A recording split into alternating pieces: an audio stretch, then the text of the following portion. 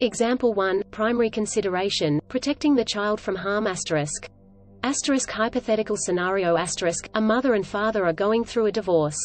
The mother alleges that the father has a history of domestic violence. The father wants shared custody of their 2 children.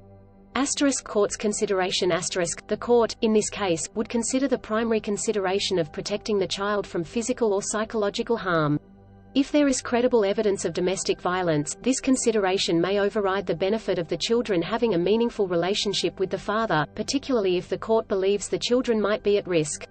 Asterisk possible outcome asterisk, the court might decide to grant custody to the mother, with supervised visitation for the father or in some cases, no contact, depending on the severity of the domestic violence. Asterisk example 2, additional consideration, child's views and preferences asterisk. Asterisk hypothetical scenario asterisk, a 14-year-old boy's parents are divorcing. Both parents want the child to live with them.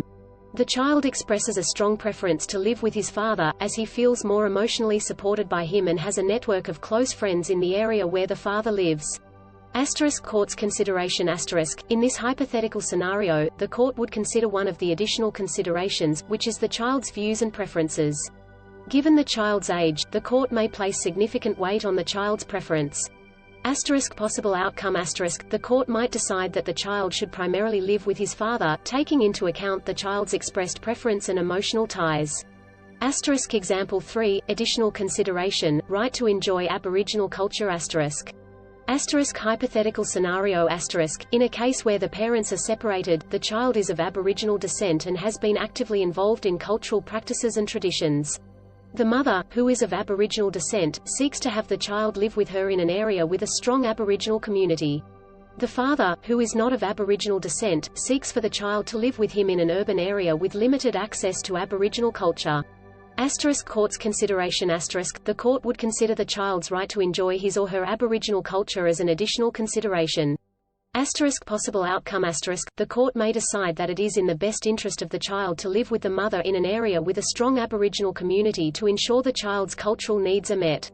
These hypothetical examples illustrate how primary and additional considerations under the Family Law Act 1975 in Australia may be applied in different cases. It's important to note that each case is unique and a variety of factors are considered by the court in making decisions in the best interests of the child. In family law proceedings, especially those involving custody and visitation arrangements, the perspectives and wishes of the child involved can play an important role. The recognition of the child's perspective is grounded in the idea that children should have a say in decisions that significantly impact their lives.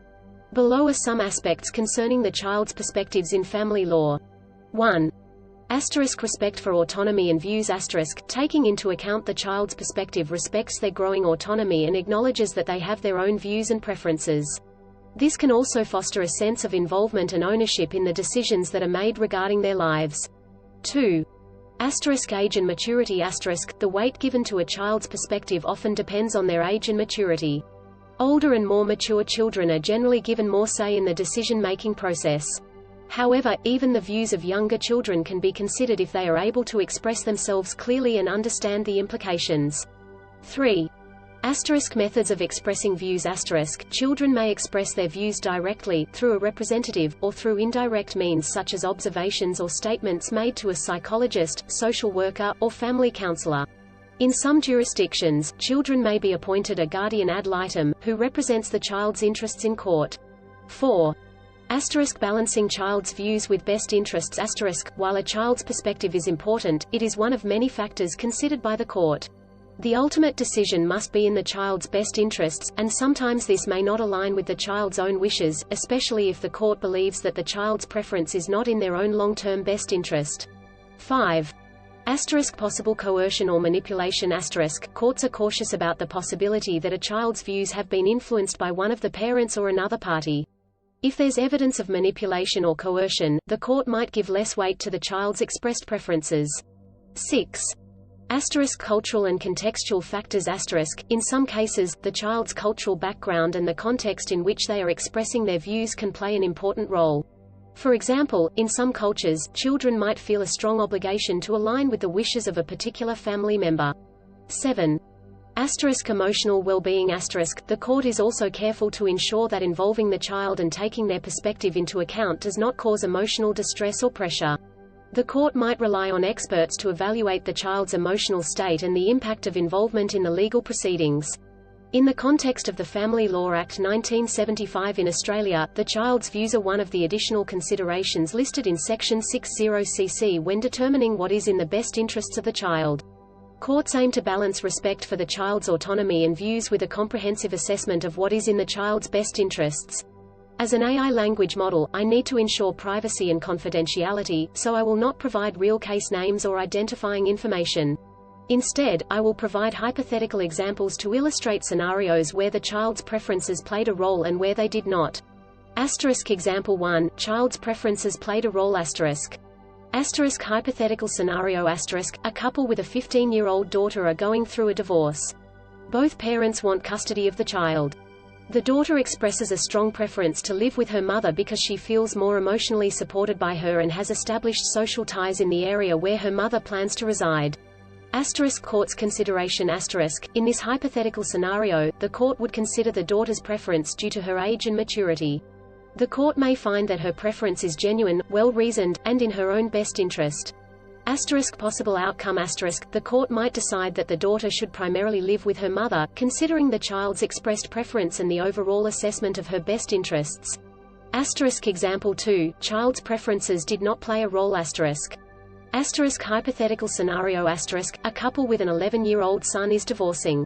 The son expresses a preference to live with his father because he has promised him expensive gifts and fewer rules.